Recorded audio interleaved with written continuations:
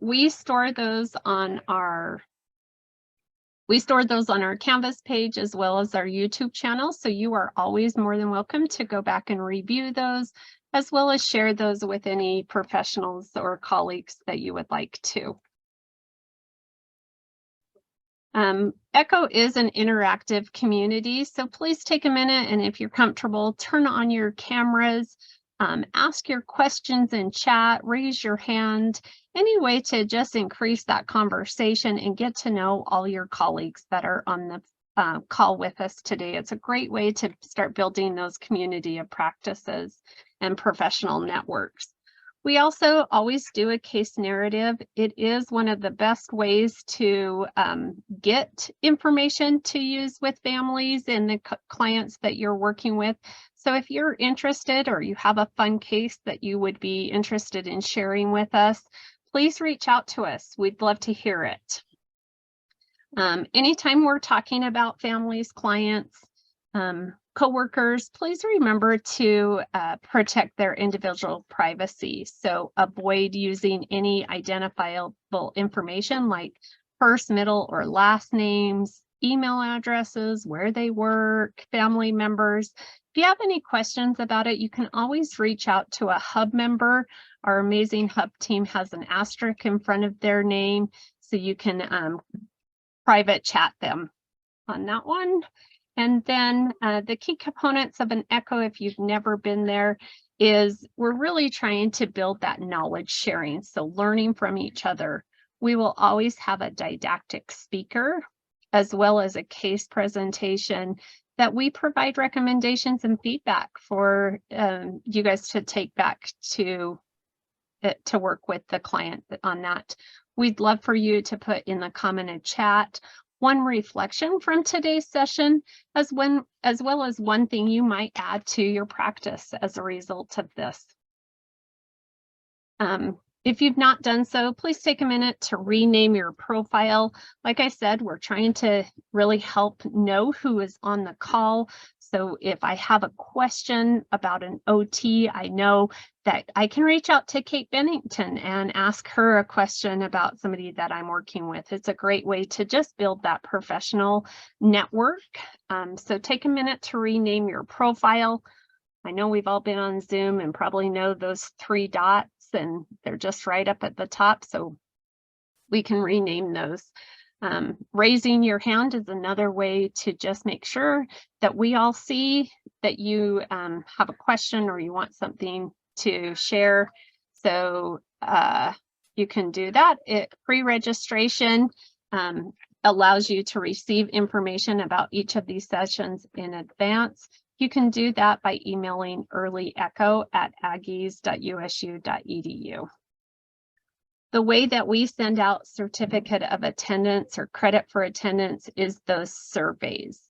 So I just need to give a huge shout out and thank you for everybody who always completes those surveys. They help us maintain some data as well as a way to show others that these sessions are useful, and it's how we can keep them for free.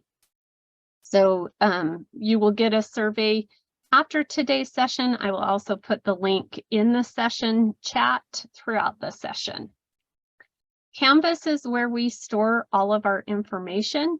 So if you want to go back and look at PowerPoints, at the case recommendations, anything that we have shared, it's always on there. So you can do it at earlyecho@usu.edu.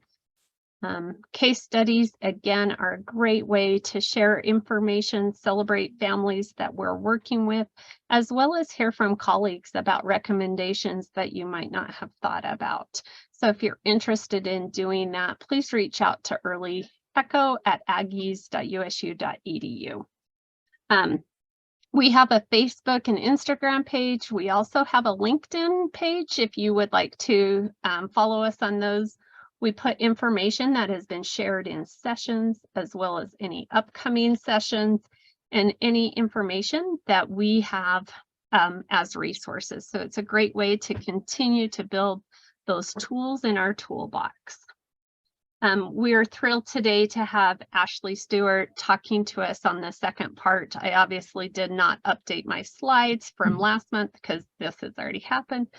What happens when you work on multiple workstations? I updated on my one at home, but it did not obviously save. So, but she's going to follow up on the challenging behaviors from last month. So we're thrilled to have her join us today. I'm going to go ahead and stop sharing and turn the time over to her. Perfect. Thanks, Janelle. My slides.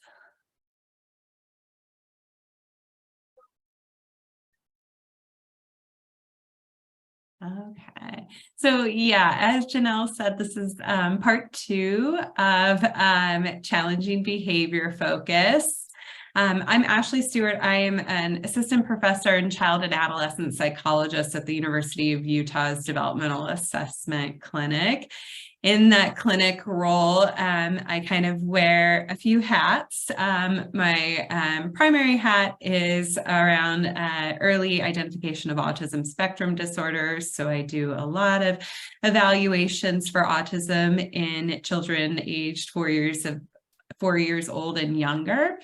And then another hat that I wear, which is also why I'm here today, is that I do a parent training program with approximately 5 families each week on an individual basis, where we focus on reducing challenging moments in the home by empowering the parents of children with a variety of different developmental disabilities to think a little bit more like a clinician in managing those more challenging moments in the home.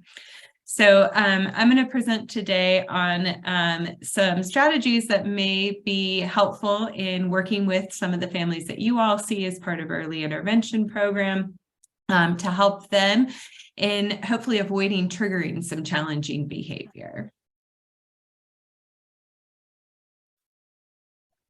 The information that I'll be reviewing today is in part things that I teach as part of that parent training that I do on a weekly basis. That parent training program is the Ruby Parent Training Program, and it is available for you to purchase and look at and become trained in if it's a curriculum that you're interested in.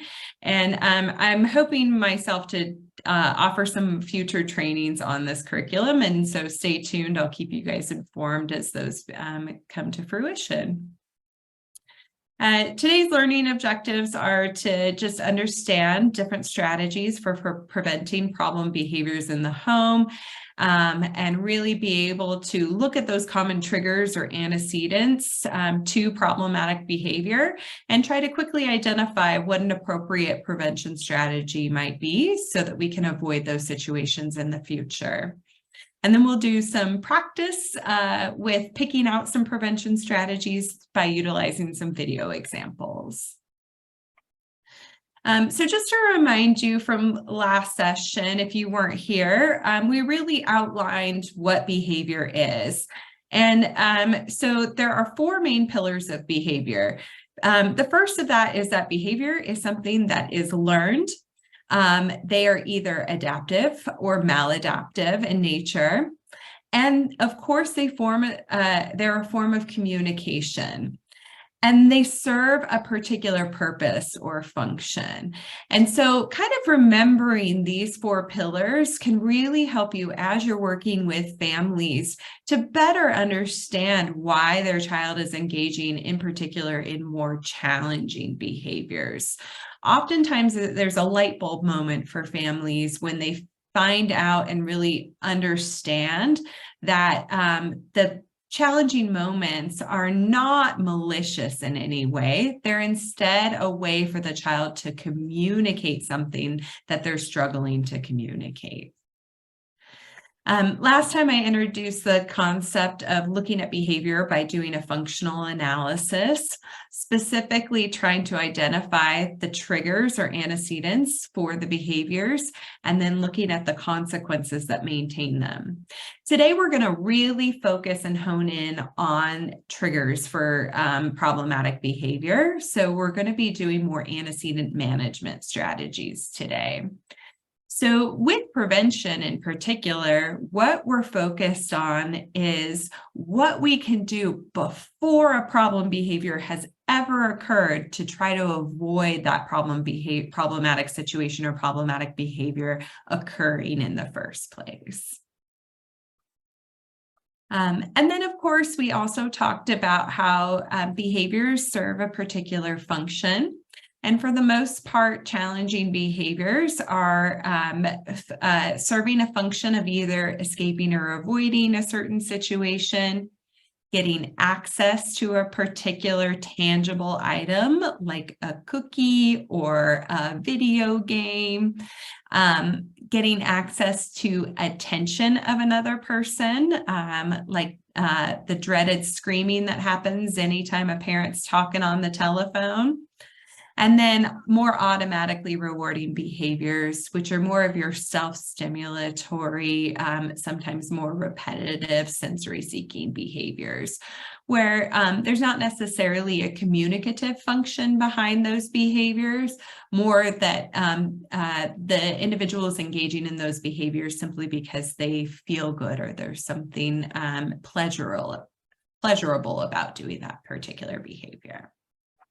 And of course, the reason that we look at behavior through this lens and try to identify the function is so that we can appropriately target the specific behaviors in question and apply the correct intervention.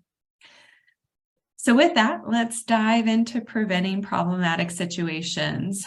Like I said, prevention strategies are also termed antecedent management strategies. And these strategies that I'm going to review with you all today are not rocket science. They're not things that are going to just blow your mind and things you've never heard of in terms of preventing problematic behavior. Parents a lot of times are doing many of these strategies really naturally on a day-to-day basis.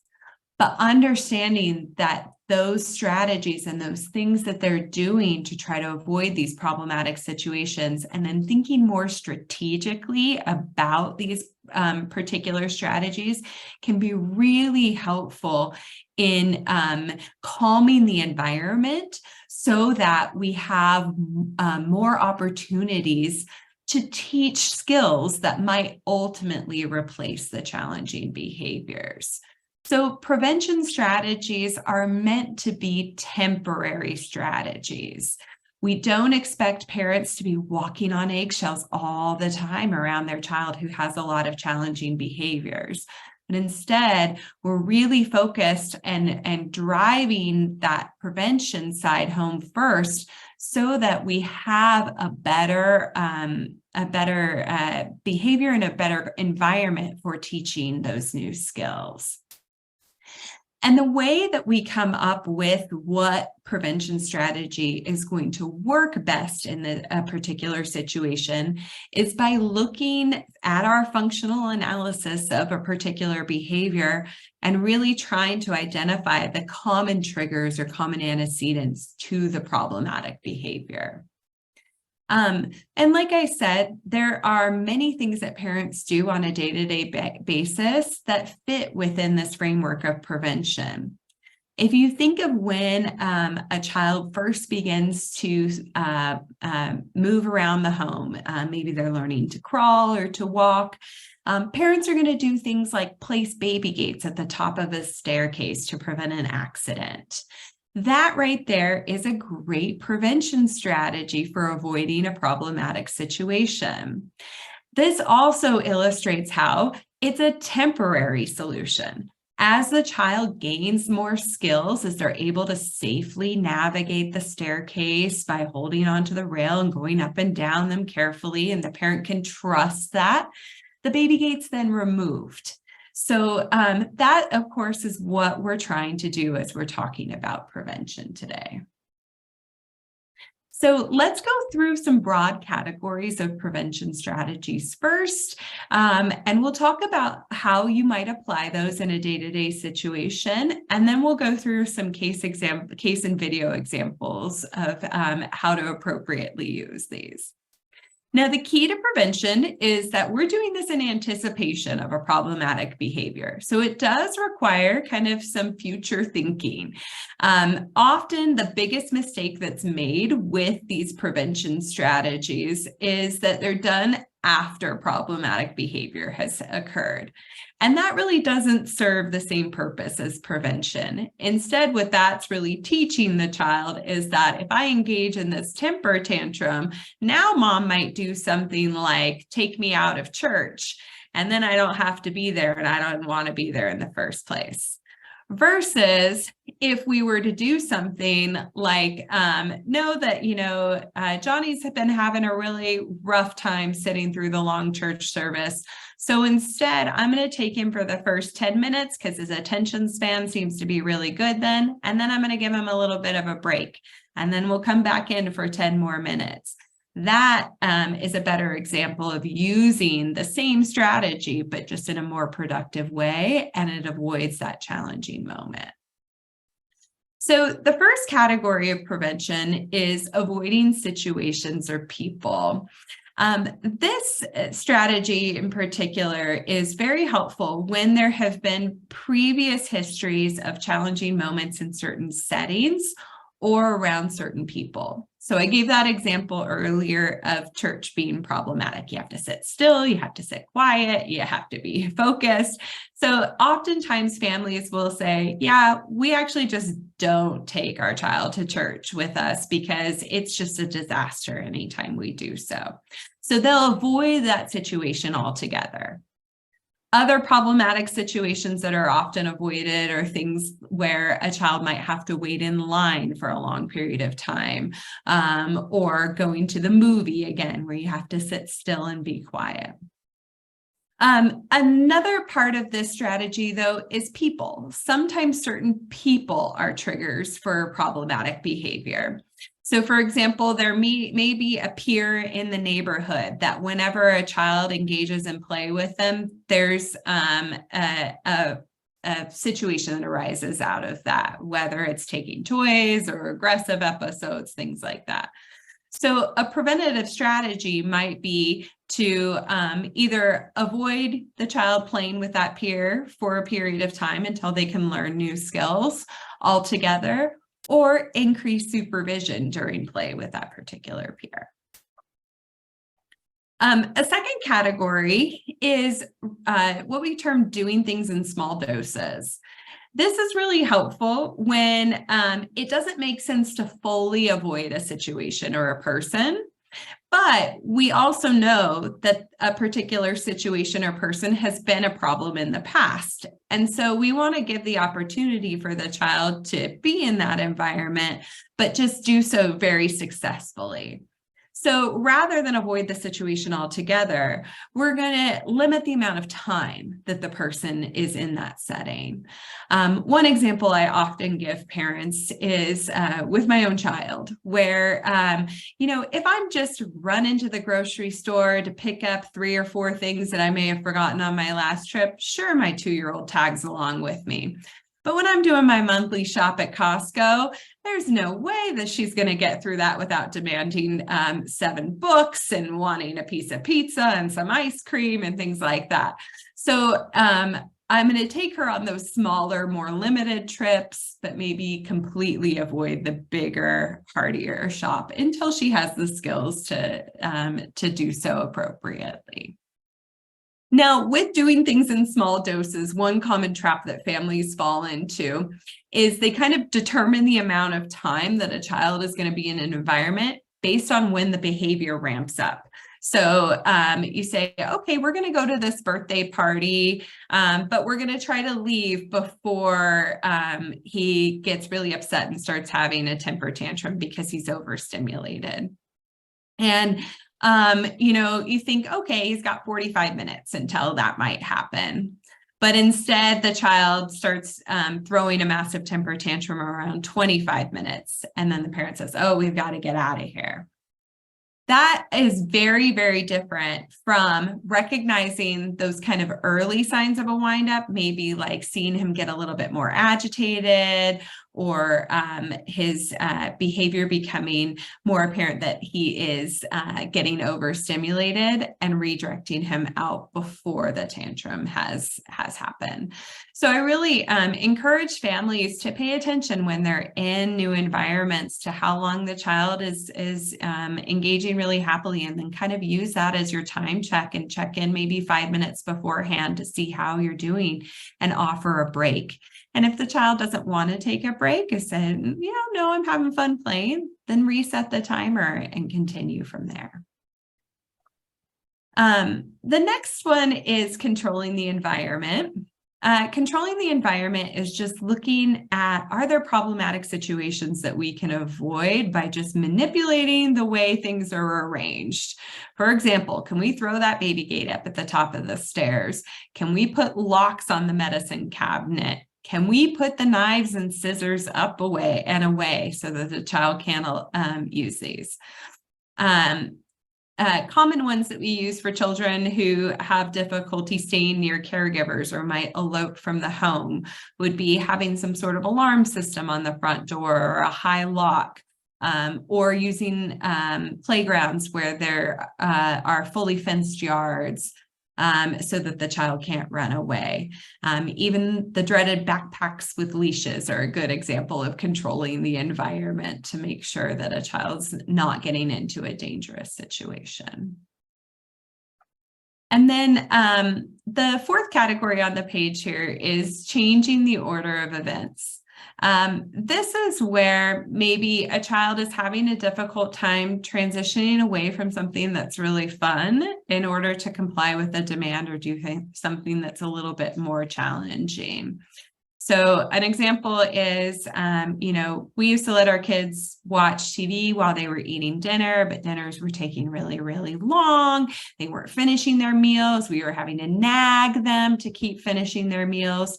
So now we've just simply made a rule that first you have to eat your dinner and then you can watch television. That's a good implementation of this strategy. Another would be, a child who needs to stop playing a video game in order to comply with a direction to clean up their room. First, you have to have your room cleaned before you can access the video game. Any questions so far about the first few categories of prevention before we move on to the next four? I had a quick comment on that, change the order of events. Yeah. When I talk about this, I call it the first then. Yeah. And so, you want to go outside? So I asked the parents to watch for what the child is motivated by himself. Oh, you want to go outside? Oh, we can go outside. Oh, first we need to pick up the blocks. And what I see constantly is parents cannot stop saying it over and over. And I tell them most of the time, unless the child is cognitively delayed, you really just need to say it once or twice at the most, and then zip your lips and go back and do the dishes or whatever the heck you were doing. And the child will whine and you'll say, oh, did you want to go outside? Oh, okay, let's go pick up your blocks, and help them pick up their blocks. But just standing there nagging is not going to help anyone. And exactly. Completely blows it up in their face. So I just tell them, the kid is smart. He's gonna, he gets it. But you don't need to sit there and watch and wait, and you need to take away your motivation. That I know you want to go outside, but you might want to go outside too, but taking away your motivation, going, oh, well, if we don't pick up the blocks, I'm going to go back and do the dishes. And you don't have to say it. You just do it. So absolutely, Audrey. Actions instead of words. Yeah. And I think the other thing there is just reminding parents that it's really important, if you're going to give an instruction, to make sure you have the child's attention first, right? Oftentimes that avoids having to repeat the instruction over and over and over again. If you know for sure that they heard you the first time that you said it, because you got on their level, you used their name, you made eye contact, and then you gave that short, very clear instruction. So yeah, great point there.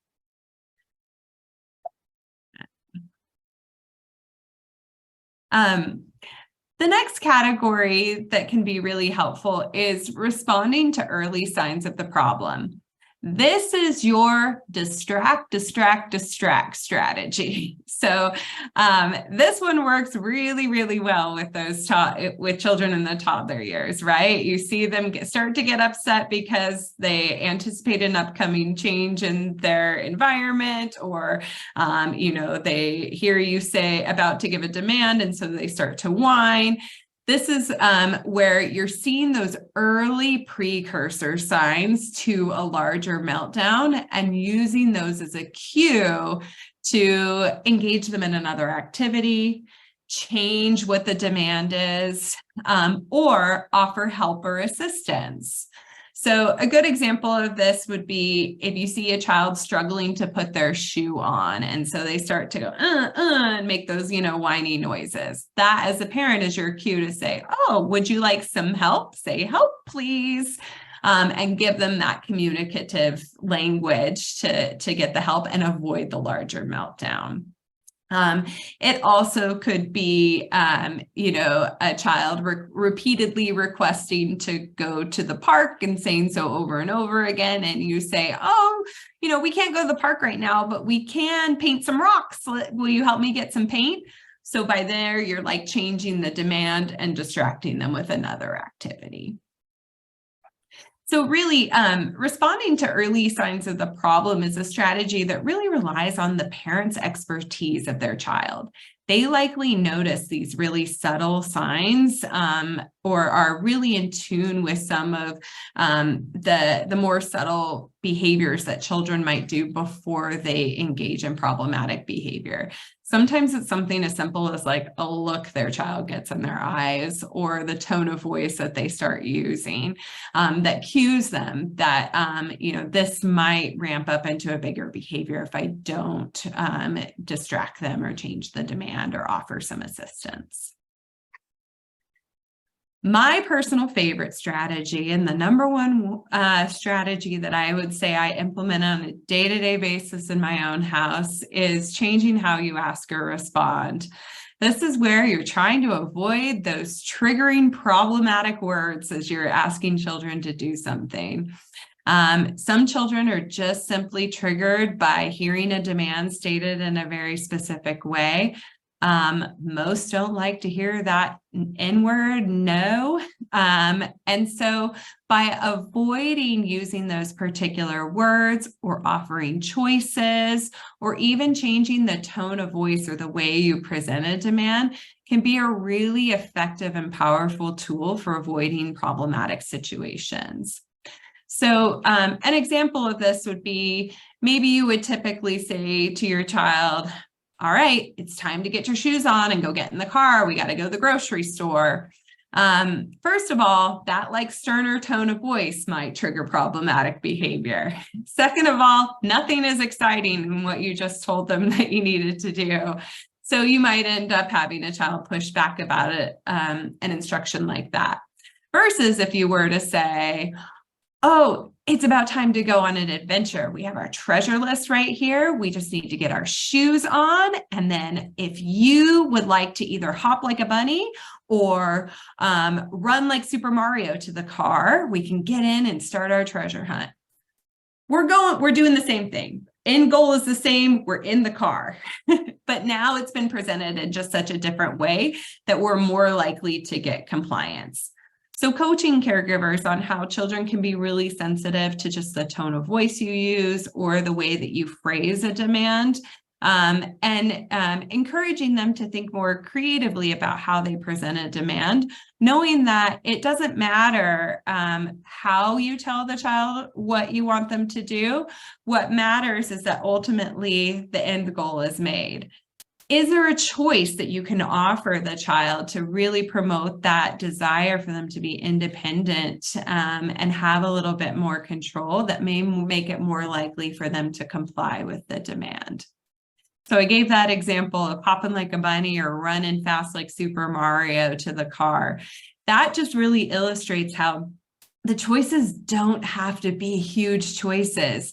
it doesn't really matter what your choices that you give the child are. All of a sudden, the child's attention is now focused on this really cool choice that mom or dad just gave them, that normally they just tell them to go to the car or they carry them to the car.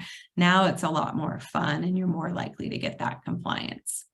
And I know that you guys, especially as early intervention providers, are experts already in coaching families through offering choices. And that's an application of this particular strategy of changing how you ask or respond.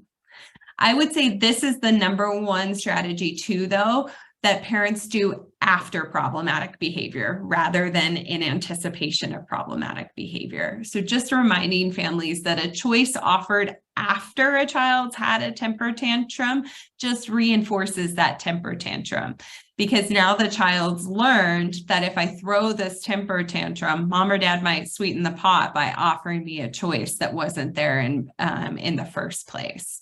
So what you want to do is instead challenge your parents and your families to think ahead. So when you're about to give your child an instruction, really challenging yourself to say, is there a choice I could offer my child in lieu of telling them what to do in this moment?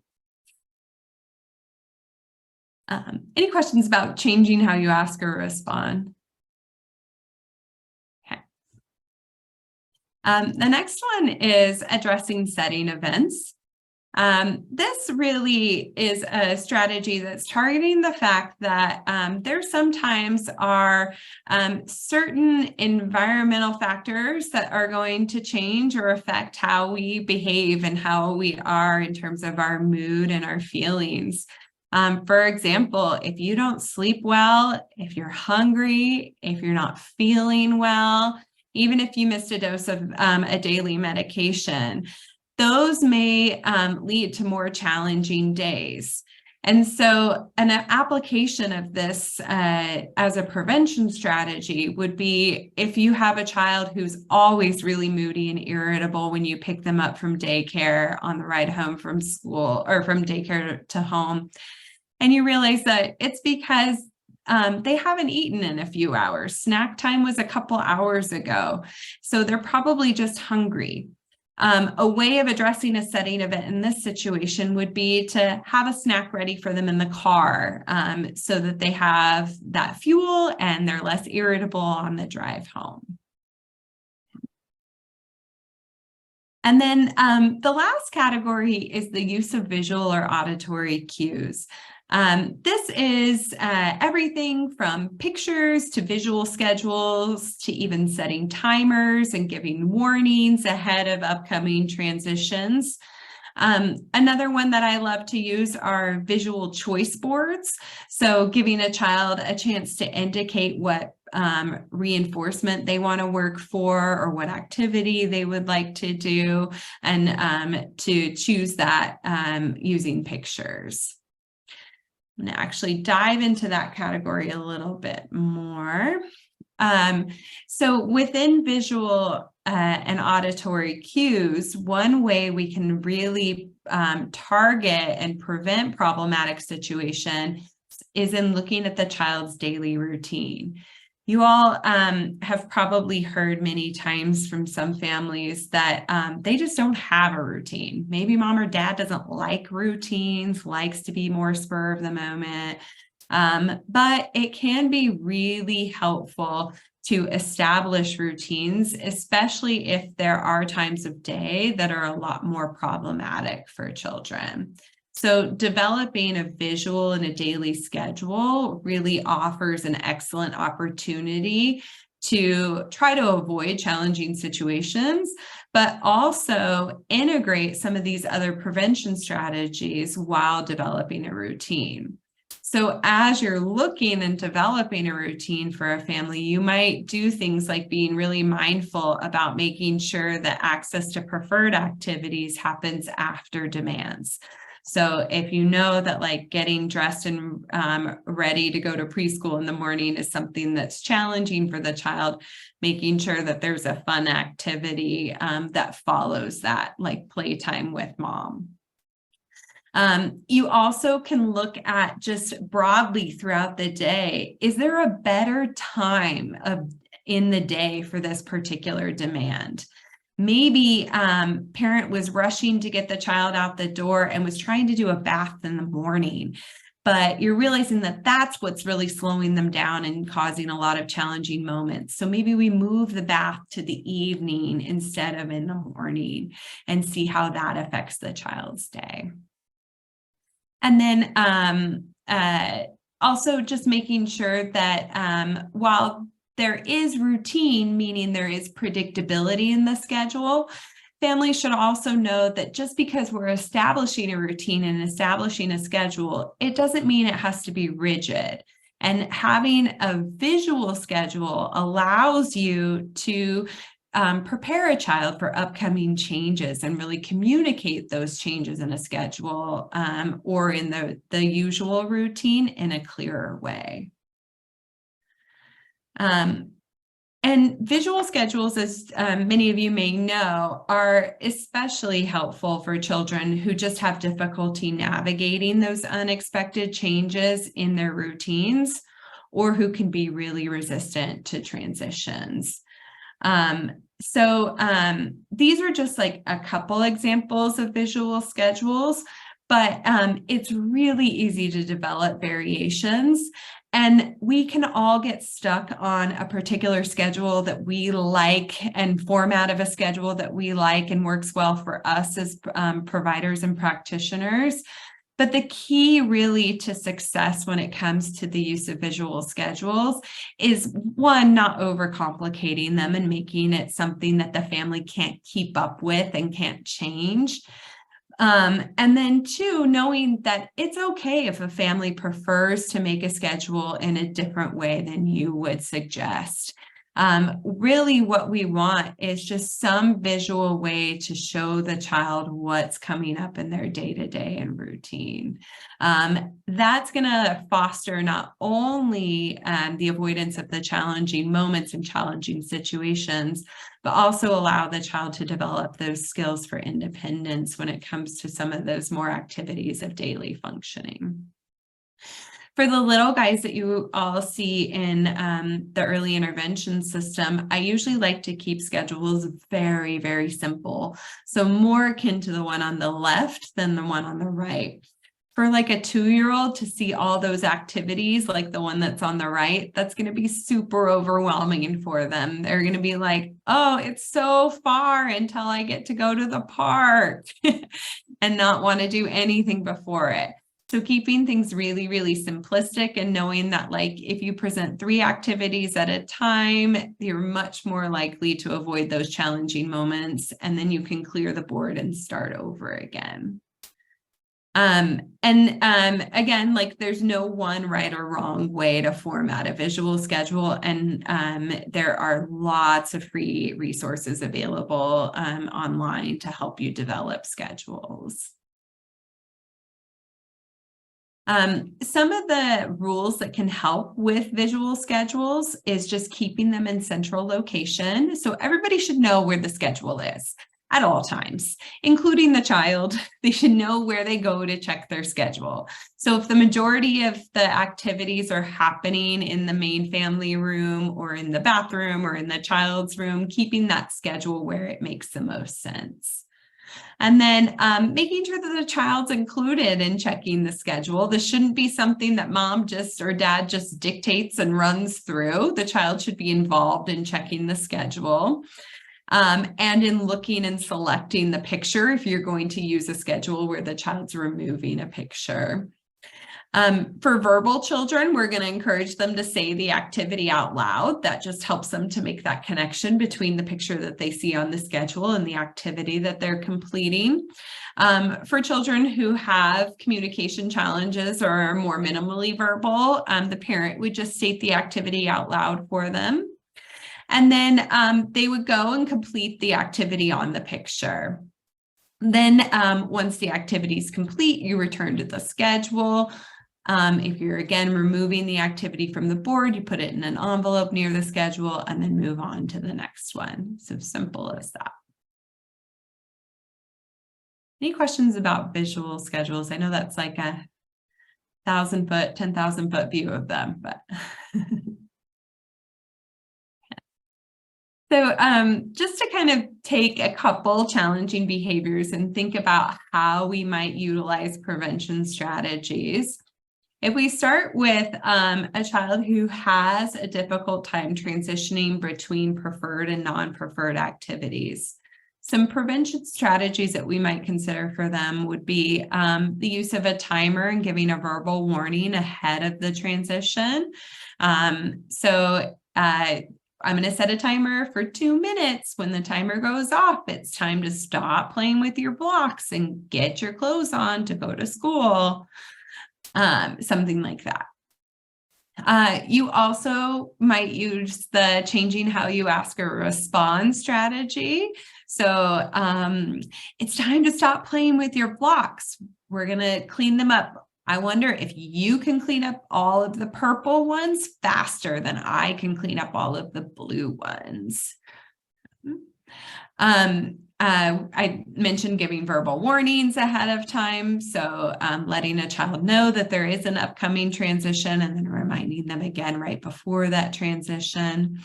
And then also utilizing that changing the order of events. So first you need to get dressed and then you can play with your blocks. If we look at a child who's throwing temper tantrums whenever they're told no, is kind of the common antecedent that we identify. You might utilize those choices. So it's time to get dressed. Would you like to wear your Minnie Mouse shirt or would you like to wear your Encanto shirt today? Utilizing the daily schedule to just have a way of presenting to them when an activity is going to happen. So, you want to go to the park? Let's go and check your schedule. Oh, it's not on your schedule till after lunch. So we can't go to the park right now, but after lunch, we'll be able to go. The nice thing about using that strategy too is that it offers the caregiver an out. Now they're not the ones telling the child, no, we're not going to the park. It's that darn schedule. It's just not on the schedule until later in the day. So oftentimes the child is more willing to accept it because the schedule kind of gives them that sense of predictability. And then changing how you respond to a child who's asked you to do something. So I want to go, can we go to the park? Oh, the park sounds like such a great idea. I would love to go to the park. We can't go to the park right now, but we could ride our bikes outside or we could paint some rocks. Which would you like to do? So offering that choice or just changing the way that you're responding rather than just saying no. Lastly, in terms of prevention, I like to coach caregivers through those challenging days.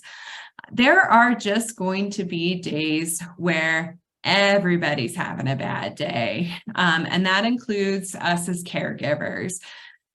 We just might not be in the mood to manage more challenging situations. And on those days, it's very, very helpful and empowering for parents to know that it's okay not to give a demand that day. Those are the days where maybe we just don't take a bath that night, or, we watch an extra long movie that day rather than cleaning up our playroom. While it's not the best solution in the long run, it's very helpful for families to know that it is always, always, always better not to give a demand at all, rather than to give a demand, have the child resist it, and eventually not have to follow through with the demand in the end. So rather than giving a demand that you can't follow through with, just avoid doing it altogether and just kind of manage those days. It's okay. We all have our days that are more challenging. We'll start again the next day. So I'm going to switch my screen. We're going to do a couple video examples here in our final few minutes. And what your job for these video examples is to coach the parent in the video as to what they might do differently next time to try to avoid the problematic situation.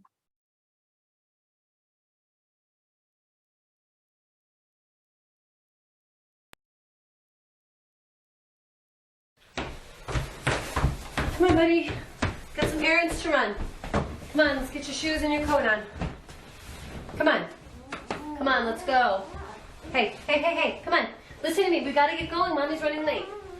Stop that, all right? Look, if I help you put your shoes on, will you put your coat on? Come on. Come on. Mommy will help you put your shoes on.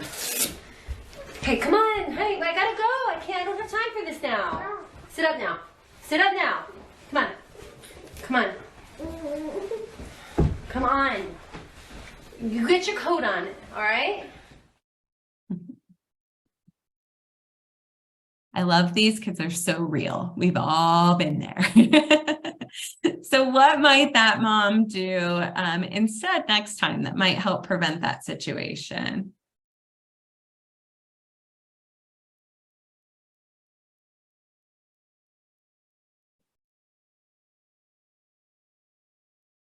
Anyone have an idea? Even just come down the stairs slower. Coming down the stairs slower. Yeah, I think you're identifying that was an abrupt transition, right? Yeah. Yeah. So yes, giving like a warning ahead of time. We're going to need to leave the house in 5 minutes, and you're going to have to put your coat on. It would be a good way of changing that and maybe avoiding that. Asking, giving a choice. Do you want to put your coat or your shoes on? Perfect. Anyone notice anything that might have been problematic that the child was doing when mom put the demand on? The kid wasn't paying attention to mom. He was intentionally had his eyes in the couch. Also, mom could have presented it very differently, like, hey, let's go. It's time to go. We're going to get your shoes on. Yep, And, that tone of voice, exactly. Yeah. Wasn't any fun. I would have done the same thing. I don't want to run errands. No, not at all.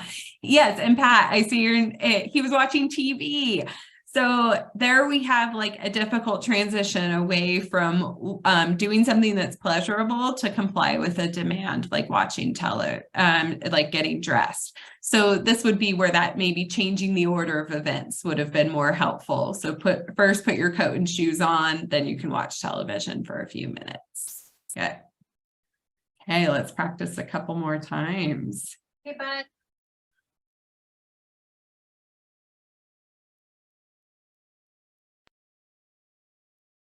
It's time for breakfast. I'm gonna have some Rice Krispies today, No, okay? I want honeycombs. No. I want honeycombs. No, I want you're having Rice Krispies honeycombs. today. I want honeycombs. I want honeycombs. Stop it. I said you're having Rice I want Krispies. honeycombs. No, I not want today. honeycombs. I want honeycombs. Hey. What could have helped there?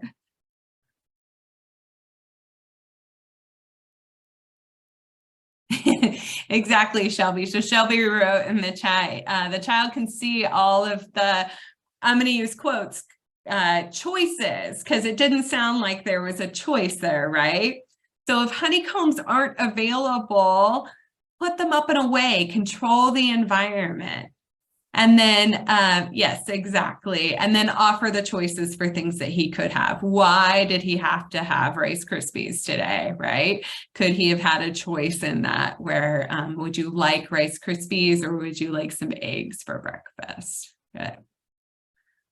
Okay. Oh, Katie brings up a very good point, which is validating the emotions. And yes, I have left that out of the preventions, just more focusing on prevention, but that is a very critical piece to offering and responding to some of the problematic situations, letting a child know that, like, I understand you're frustrated right now because honeycombs aren't available, but then holding that boundary and shifting to the yes and offering those choices. Yeah, good job.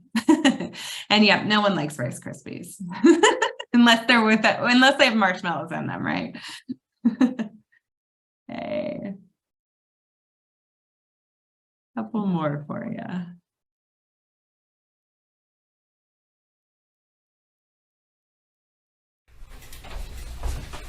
Nathan, you know that you're not supposed to be in here. All right, this room is off limits. Let's go. Out. That's Daddy's computer.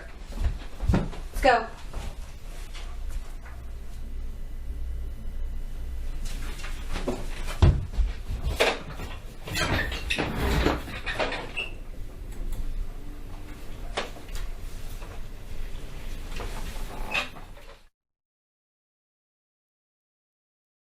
Hey, what would have helped there?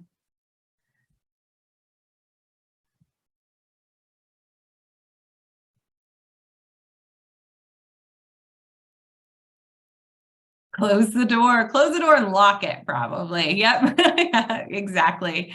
Locking the computer. Yes, these are all controlling the environment, passwords on computers, all of those things. Yeah, great. I commonly introduce families to guided access on the iPhone. If you're not aware, you can Google instructions for that, but it's a way of limiting what apps children are able to access on a device and on any Apple device. And most iterations of devices have some sort of similar component to them. Many you can even set time limits on, and those are all really great ways of controlling the environment as well. Okay. Perfect. All right. The last slide that I had for you is just for those of you who might be interested in learning a little bit more and more intensively about the Ruby Parent Training Program.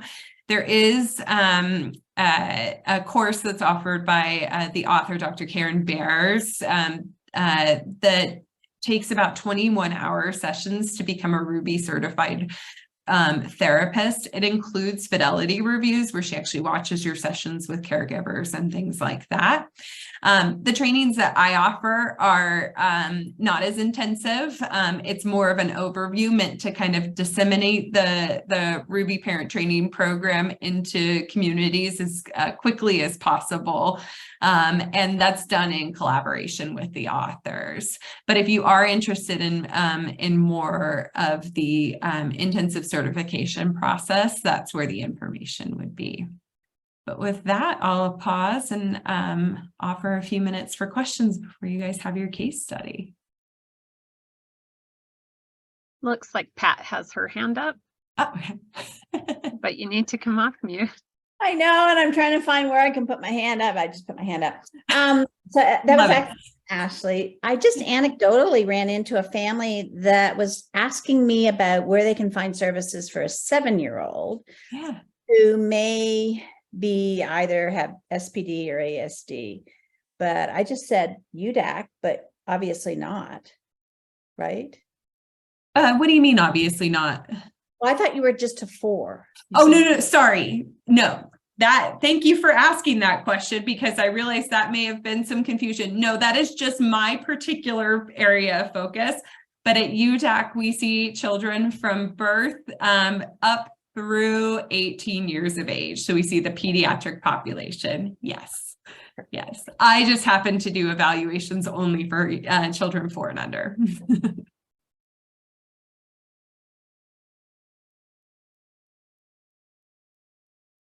Any other questions or comments?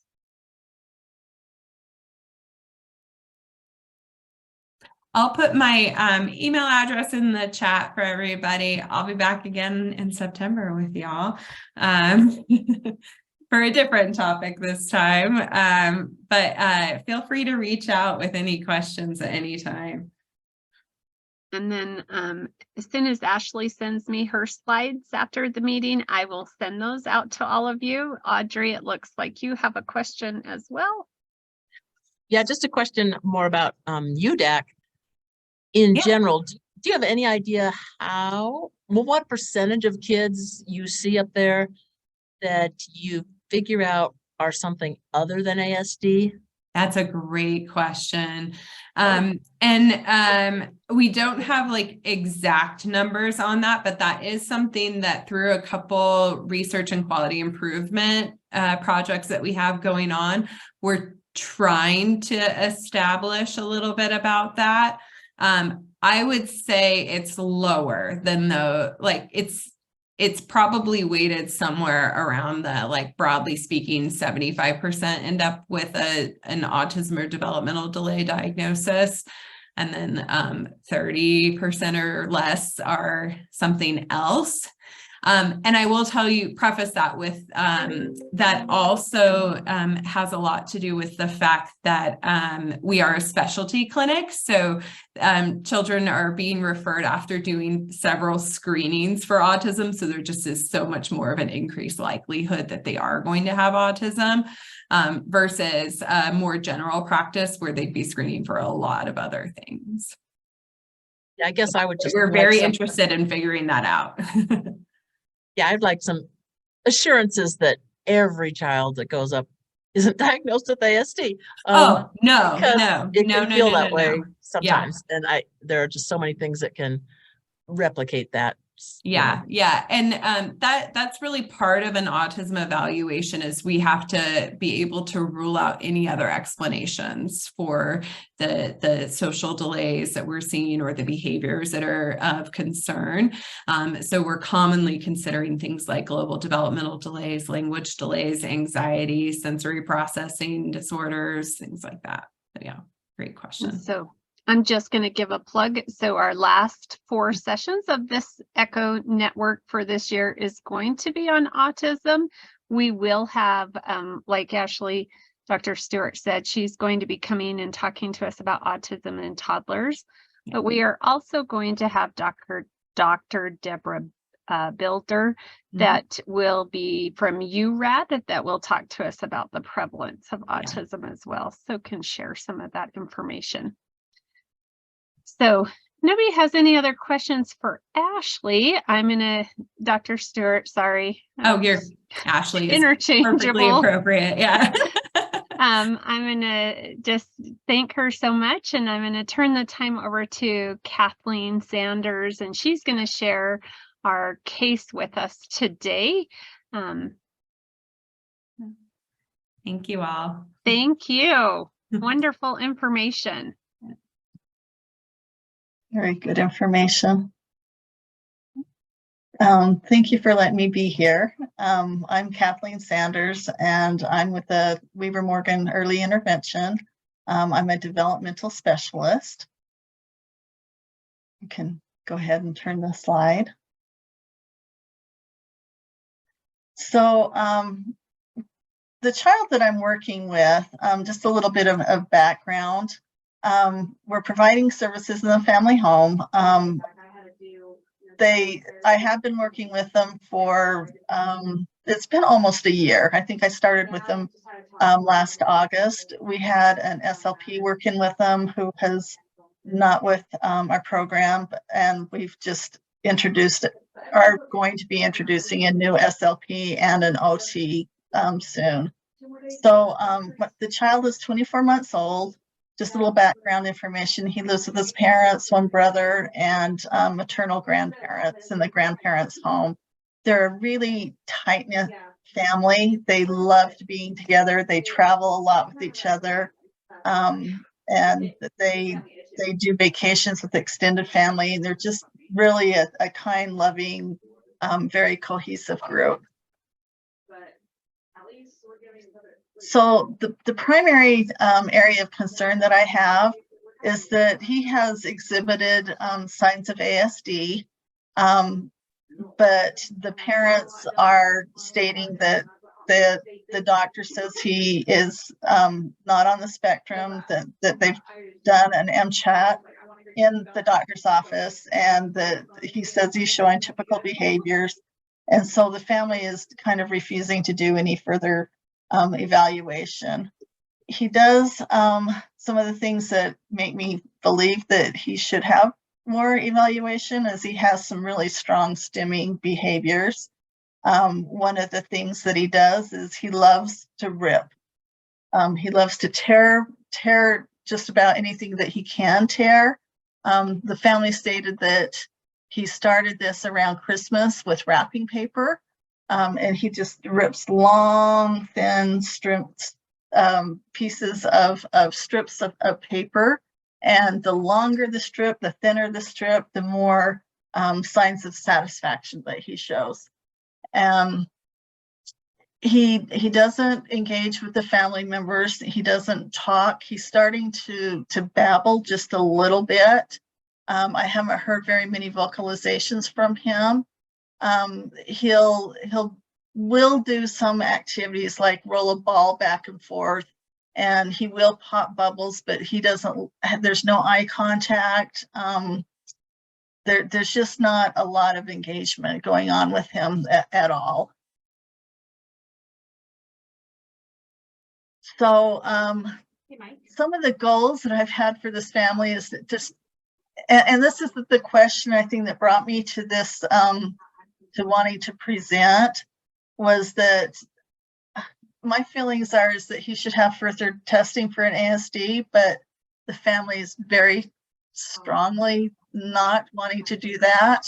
I don't know if I should, how I can present it in another way, so that he can get the services that he's, qualified for, that he could qualify for. Also, I want to find a way to distract him from the stimming behavior of ripping things apart, because the family is really concerned that he's going to get a hold of documents or other things that shouldn't be torn to pieces.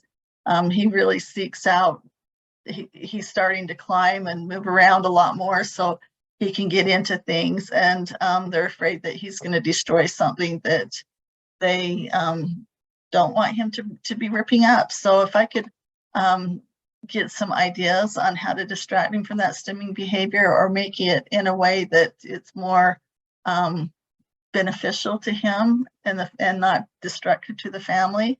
Also, I'd like to find ways to engage him in more back and forth play, so that he can have that socialization that he needs.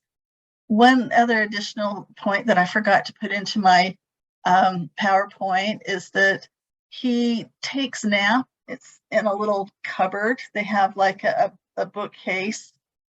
He goes to his other grandmother's house during the day, but she has like this little bookcase with a door on it. It's a little cupboard, and that's where he climbs into to take naps every day. And again, I'm not sure how inappropriate that is, if it is worrisome behavior, or obviously he's going to grow large enough that he won't fit in there eventually.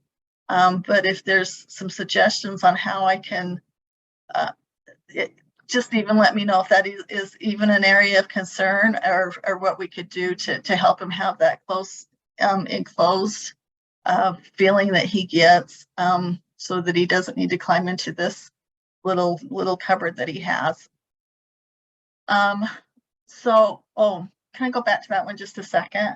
So parents, some of the barriers is the families are really, really focused on, their number one concern is getting him to talk.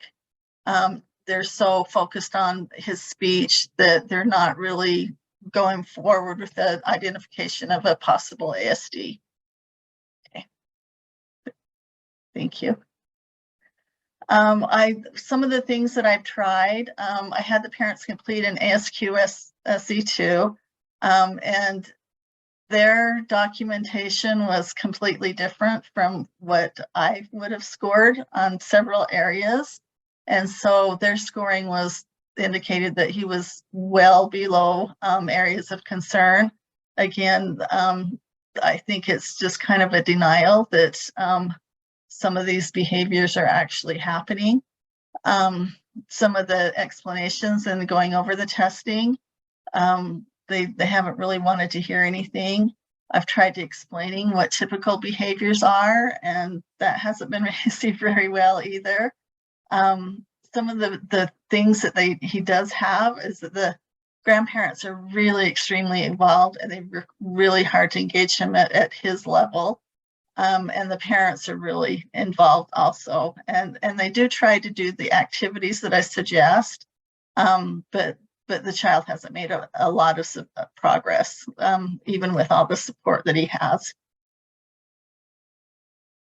So things that I'd like I said, I'd like to know how important, I kind of would like a discussion on how important it is to get a diagnosis at the age of 2. And am I pushing this I'm trying not to push it onto the family, but what are the benefits of maybe trying to get them to understand the benefits of having a diagnosis at an early age?